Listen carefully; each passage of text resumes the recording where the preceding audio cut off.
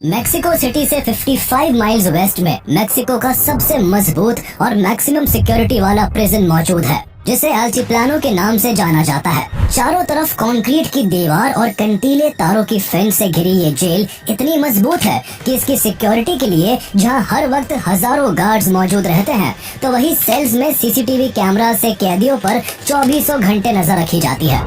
इतना ही नहीं, सिक्योरिटी में कोई कमी ना रह जाए, इसलिए इस प्रिजन के आसपास के एरिया को नो फ्लाई जोन डिक्लेयर करने के साथ साथ वहां मोबाइल नेटवर्क को भी बंद किया हुआ है। इतनी कड़ी निगरानी और सख्ती के कारण ये प्रिजन अनब्रेकेबल बना हुआ था, जहां से एक भी कैदी कभी भी नहीं भाग पाया था। इसी रिकॉर्ड और इसकी अल्टीमेट सिक्योरिटी की वजह से साल 2014 में इस जेल में एक कैदी को लाया जाता है। ये कैदी देखने में यूं तो एक मामूली सा इंसान दिखता था, लेकिन उसका नाम उसकी असली सच्चाई को बयान करता था। एल चैपो नाम से मशहूर ये इंसान दुनिया का सबसे बड़ा ड्रग स्मगलर और दुनिया के सबसे अमीर इंसानों में से एक था। वो इससे पहले भी 2001 में पुएंटे ग्रांडे नाम के एक हाई सिक्योरिटी प्रिजन से भाग चुका था, जिसके बाद वो 13 सालों तक पुलिस के हाथ नहीं लग सका था। ड्रग्स की दुनिया का ये गॉडफादर कहीं इस जेल से भी सबको चकमा देकर फरार ना हो जाए, इसलिए उसे मेक्सिको की इस इम्पॉसिबल टू ब्रेक प्रिजन अल्टीप्लानो में और भी एक्स्ट्रा सिक्योरिटी के साथ रखा गया। मेक्सिको की सरकार अब ये सोचकर निश्चिंत थी कि उसके देश का सबसे बड़ा मुजरिम देश की सबसे मजबूत सलाखों के पीछे 24 घंटे सीसीटीवी की नजरों में है। लेकिन केवल एक साल बाद ही सरकार का ये भ्रम और अल्टीप्लानो की अल्ट्रा मैक्स सिक्योरिटी सब धरा का धरा रह गया। मेक्सिको की सबसे मजबूत जेल तोड़ी जा चुकी थी। वहाँ से किसी के ना भागने का रिकॉर्ड खाक में मिल चुका था।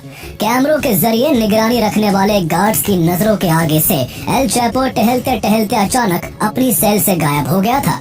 दुनिया का सबसे बड़ा ड्रग माफिया एक बार फिर जेल तोड़कर फरार हो चुका था।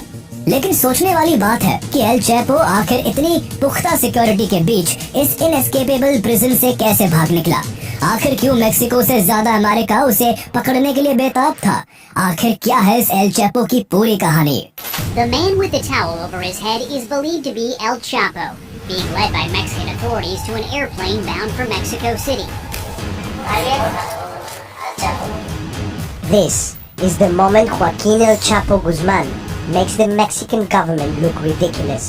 A $4 million reward now being offered for El Chapo, and this morning, But there does remain a central question at this hour after multiple escapes. Will he now be brought here to the U.S.? L Chapo का जन्म 1957 में Mexico के Sinaloa state के लाट्यूना नाम के ग्रामीण इलाके में हुआ था। उसका परिवार बेहद गरीब था, जहां थोड़ी बहुत इनकम का जरिया फार्मिंग ही था। हालांकि ये भी माना जाता है कि उसके पिता अफीम की खेती भी किया करते थे। खेती से होने वाली ज्यादातर कमाई को उसके पिता नशे और अय्याशी में उड़ा देते और घर आकर सभी के साथ मारपीट किया करते। इन्हीं बुरी आदतों की वजह से उसके पिता घर चला पाने में सक्षम नहीं थे। 7 भाई बहनों में एल चैपो सबसे बड़ा था, इसलिए उसने तीसरी क्लास के बाद ही स्कूल की पढ़ाई छोड़कर छोटी उम्र से ही घर की जिम्मेदारियां उठाना शुरू कर दिया। उसने घर चलाने के लिए कभी संतरे बेचे तो कभी कोई और छोटा मोटा काम किया। बचपन से ही उसके अंदर एक बात घर कर गई थी कि उसे बहुत सारा पैसा कमाना है, चाहे उसके लिए उसे किसी भी रास्ते पर जाना पड़े। इसी अमीर बनने की ख्वाहिश ने उसको जल्द ही क्राइम की दुनिया में धकेल दिया। केवल 15 साल की उम्र में ही उसने अपने चचेरे भाइयों के साथ मिलकर मैरिजुआना की खेती करनी शुरू कर दी। इस काम से होने वाली कमाई ने उसके अमीर बनने के सपने को पंख दे दिए। उसने फैसला किया कि अगर अमीर इस टेढ़े रास्ते पर चलकर बना जा सकता है तो यही सही। लेकिन एक ग्रामीण इलाके में रहकर आखिर कितना आगे बढ़ा जा सकता था। इसलिए क्राइम की दुनिया में अपना नाम और पैसा बनाने के लिए उसने अपना घर और गांव पीछे छोड़ने का फैसला किया। घर और गांव छोड़ते हुए उसने अपने माँ बाप का दिया हुआ नाम वाकिन आर्चिवाल्डो गुज़मैन लोएरा भी पीछे छोड़ दिया और अपना नाम एल चैपो रख लिया। वो एक छोटे कद का इंसान था, इसलिए लोकल लैंग्वेज में शुरू से ही उसे सब एल चैपो बुलाते थे। लेकिन किसे पता था कि ये नाम आगे चलकर इतिहास के पन्नों में गुनाह की दुनिया का सबसे बड़ा नाम बन जाएगा। एल चैपो ने अपना होम टाउन छोड़ने के बाद अपने करियर की शुरुआत एक कॉन्ट्रैक्ट किलर के तौर पर की। वो चंद पैसों के लिए किसी को भी शूट कर देता। उसके क्रूर स्वभाव को देखते हुए लेट 1970s में drug mafia Hector El Guero Palma ने उसे ग्वादालाहारा कार्टेल से जोड़ लिया, जो उस समय मेक्सिको का लीडिंग क्राइम ग्रुप था।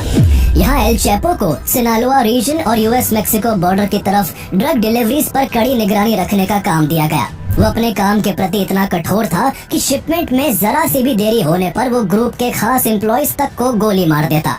एम्बिशियस और रूथलेस, एल चैपो ने इस ग्रुप में बहुत तेजी से अपना रुतबा कायम कर लिया। उसके चलते ड्रग्स की डिलीवरीज तेज होने लगी, ग्रुप का बिजनेस और भी तेजी से ग्रो करने लगा।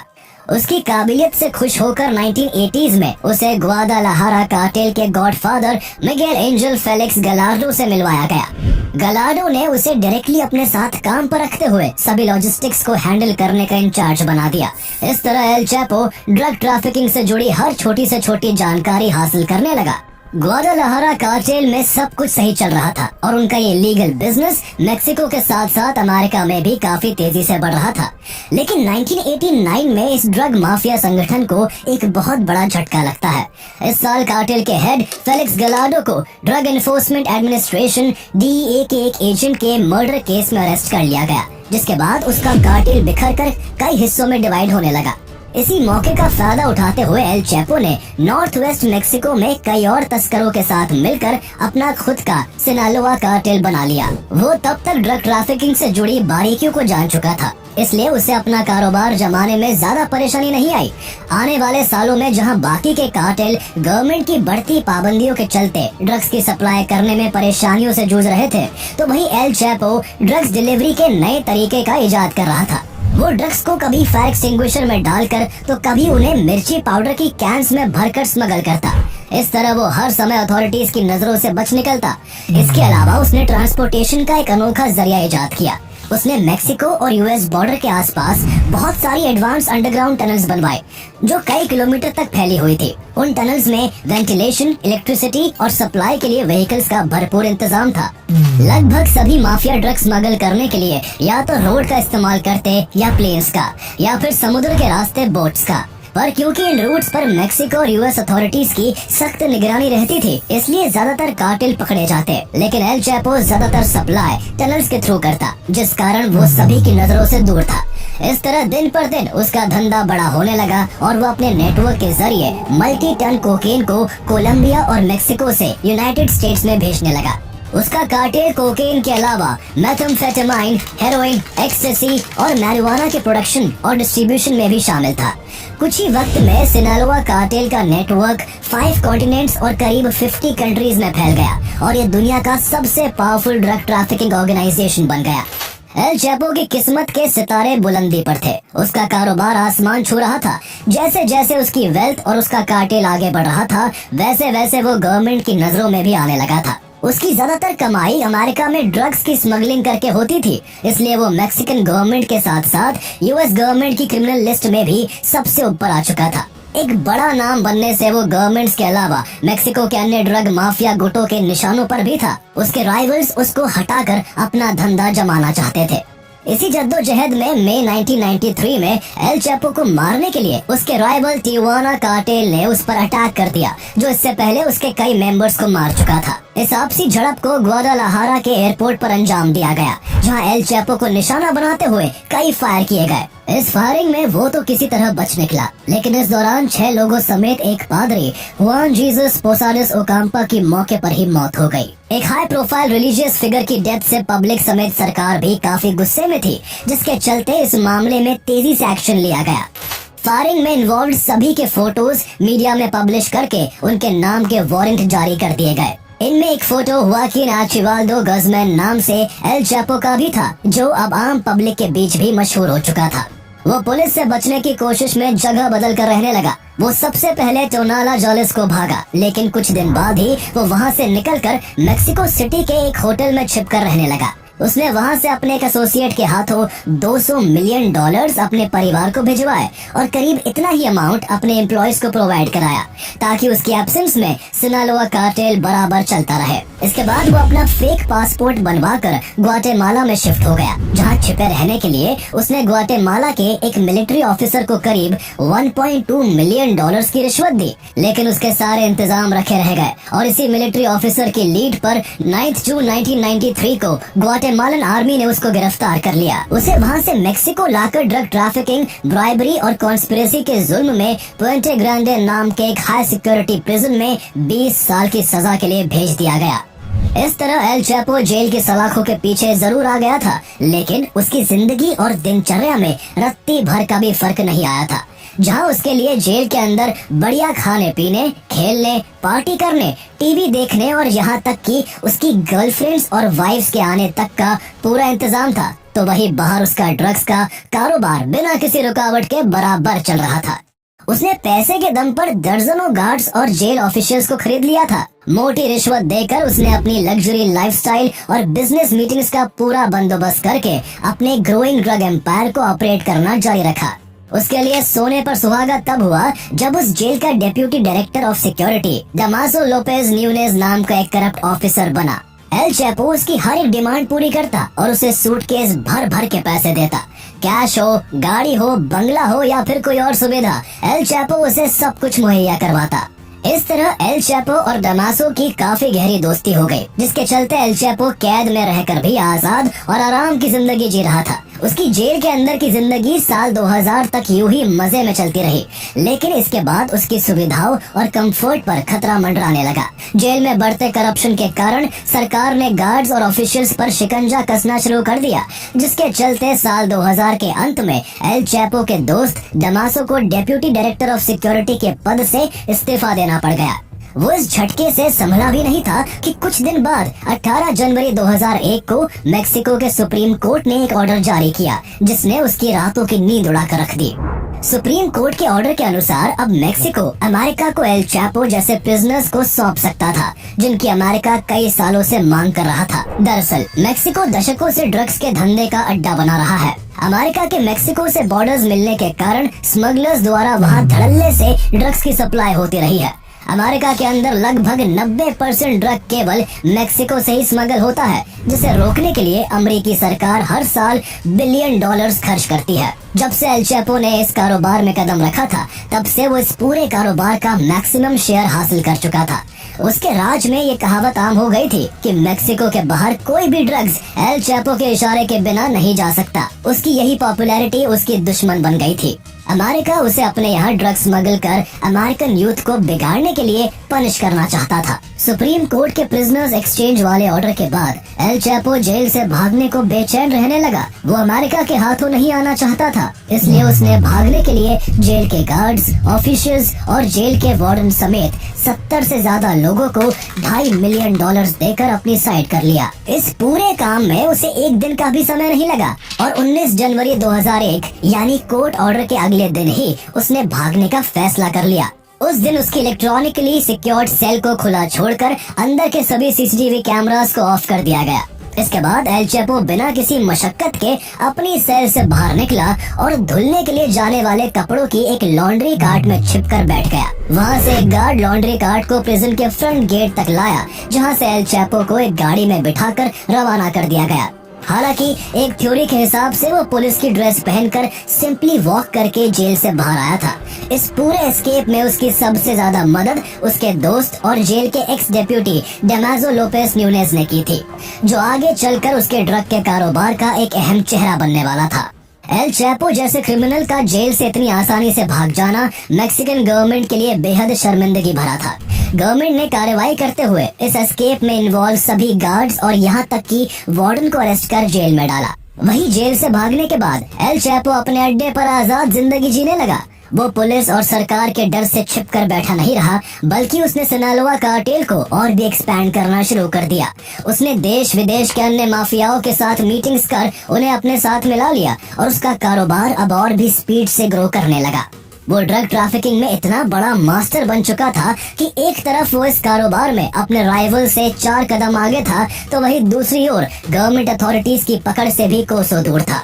इसके अलावा उसकी लग्जरी लाइफ भी चर्चा का विषय बनी हुई थी। उसने एक के बाद एक 4 शादियां की, जिनसे उसे करीब 15 बच्चे हुए। 4 बीवियों के अलावा उसके मल्टीपल अफेयर्स भी थे। साथ ही वो और भी कई अय्याश कामों में लिप्त था। इसके अलावा उसने लोकल पब्लिक में अपनी अच्छी छवि बनाने के लिए कुछ बिल्डिंग्स वगैरह बनवाकर सोशल वेलफेयर के भी काम किए, जिससे बहुत से लोगों के बीच उसकी पर्सनालिटी रॉबिन हुड की बन गई। वो दिखाने के लिए चाहे जो भी करता, लेकिन उसका काम और पैसा लाखों लोगों की बर्बादी और हजारों लोगों के खून से सना हुआ था। उसके कार्टेल ने 10 सालों के अंदर ही करीब 10,000 लोगों को मौत के घाट उतार दिया था। उसके कार्टेल की इस क्रूरता का अंजाम ये हुआ कि उसके राइवल्स उसके रास्ते से हटने लगे और मैक्सिकन अथॉरिटीज के हौसले भी पस्त होने लगे। 2006 में जब मैक्सिकन आर्मी ने ड्रग कार्टेल्स के खिलाफ एग्रेसिव एक्शन लेते हुए छापेमारी की, तो बहुत से स्मगलर्स और उनके ग्रुप्स पकड़े गए, लेकिन एल चैपो को आर्मी पकड़ना तो दूर, उसको छू तक नहीं पाई।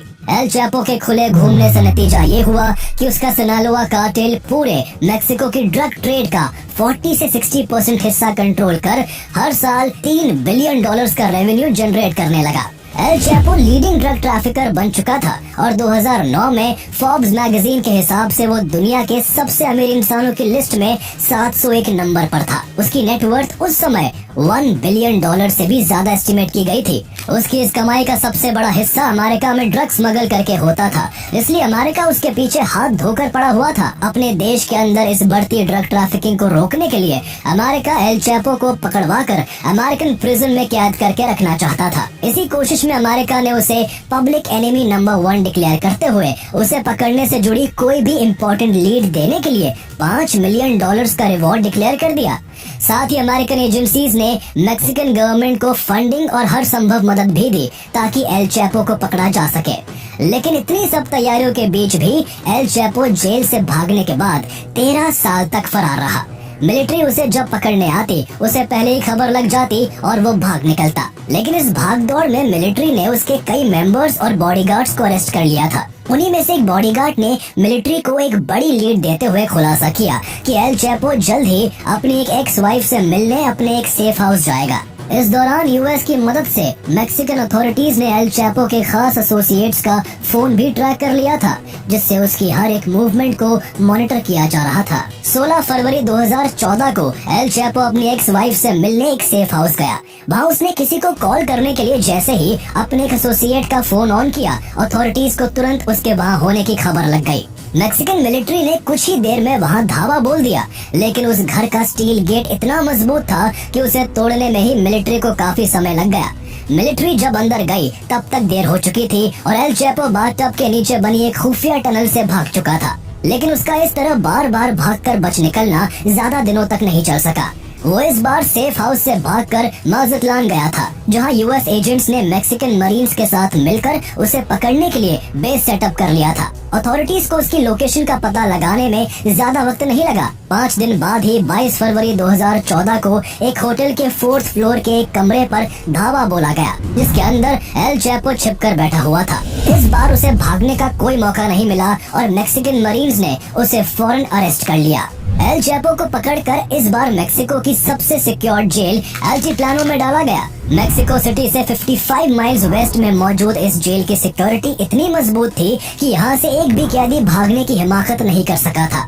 जेल चारों तरफ से कंक्रीट की दीवार और कंटीले तारों की फेंस से घिरी हुई थी और अंदर जगह जगह टावर्स मौजूद थे, जिन पर 24 घंटे गार्ड्स तैनात रहते। जेल के एरिया को नो फ्लाई जोन डिक्लेयर किया हुआ था और कई किलोमीटर तक मोबाइल नेटवर्क की कनेक्टिविटी बंद कर रखी थी।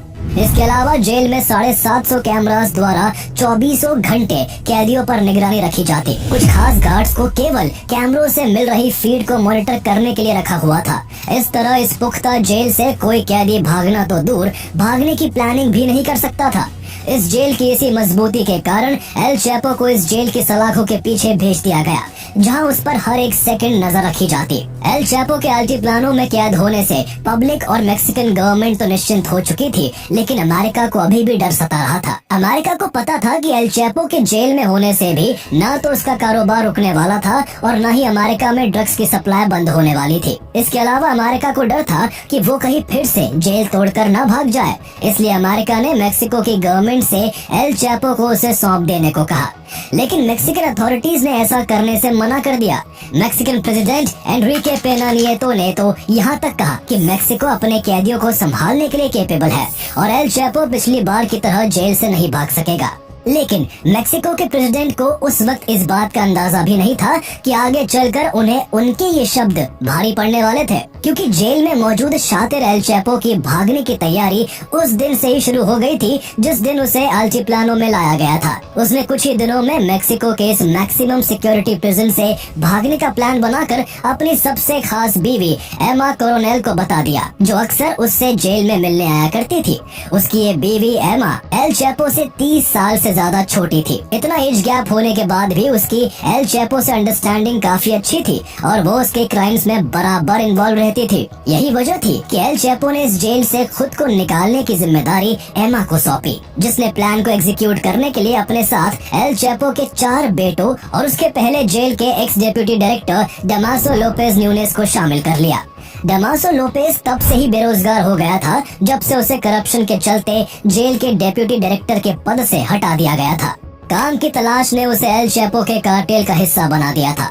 एल चैपो को जेल से भगाने के लिए जमीन में नीचे एक बड़ी टनल खोदने का प्लान बना, जिसे सीधा उसकी सेल के शावर एरिया से कनेक्ट करना था। दरअसल कैदियों की सेल में केवल एक छोटा सा शावर एरिया ही ऐसा था जिसे प्राइवेसी के कारण सीसीटीवी की रेंज से दूर रखा गया था। ये एक ब्लाइंड स्पॉट था जहाँ के विजुअल कैमरा कैप्चर नहीं कर सकता था, इसलिए टनल को शावर एरिया से जोड़ने का प्लान था। टनल एग्जैक्ट उसी सेल के अंदर खुले, इसके लिए एमा ने उसे विजिटिंग आवर्स में मिलकर एक वॉच गिफ्ट की, जिसके अंदर जीपीएस ट्रैकर लगा हुआ था। प्रिजन अथॉरिटीज ने उसे नॉर्मल वॉच समझकर नजरअंदाज कर दिया था, जो आगे चलकर उनकी सबसे बड़ी भूल साबित होने वाली थी। जहां अब एक तरफ एल चैपो जेल के अंदर से भागने की राह देख रहा था, तो वहीं दूसरी ओर जेल के बाहर एस्केप प्लान को अंजाम देने के लिए उसके ग्रुप ने काम शुरू कर दिया। जेल के 1.5 किलोमीटर के दायरे में एक जमीन खरीदी गई, जहां एक ऐसा एटमॉस्फेयर क्रिएट किया गया कि दूर से देखने पर वो जगह एक कंस्ट्रक्शन साइट लगे।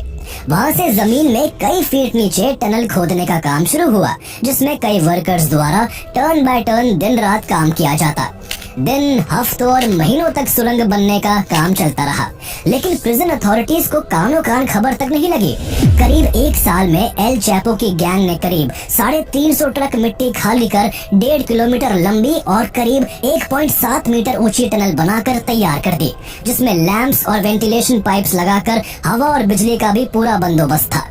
उसके अलावा वहाँ एक मोटरसाइकिल का भी इंतजाम किया गया ताकि एल चैपो के लिए टनल को पार करना आसान हो सके। अब उसे अल्टीप्लानो जेल में आए हुए करीब 1.5 साल हो चुका था। गवर्नमेंट यही मानकर बैठी थी कि वो यूं ही हमेशा मेक्सिको की सबसे मजबूत सलाखों के पीछे कैद रहेगा। लेकिन 11 जुलाई 2015 का दिन इस जेल की सिक्योरिटी और मेक्सिकन गवर्नमेंट की इज्जत को मिट्टी में मिलाने वाला था। इस दिन एल चैपो सबकी आंखों में धूल झोंक कर एक बार फिर फरार होने वाला था। 11 जुलाई को जब शाम का वक्त हुआ तो एल चैपो अपनी सेल में चक्कर काटने लगा।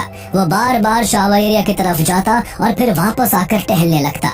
वो इस तरह शावर एरिया में नीचे खोदी जा चुकी टनल से भागने के सिग्नल का इंतजार कर रहा था, लेकिन सीसीटीवी के जरिए नजर रखने वाले गार्ड्स उस जगह पर ब्लाइंड स्पॉट होने से इस पूरे मामले से बिल्कुल अनजान थे। बार बार शावर एरिया की तरफ जाने के क्रम में एल चैपो रात करीब 9 बजे फिर से शावर एरिया की तरफ गया, लेकिन इस बार वो वापस नहीं आया। जब वो शावर एरिया से 25 मिनट बाद भी बाहर नहीं आया तो गार्ड्स को कुछ गड़बड़ी महसूस हुई।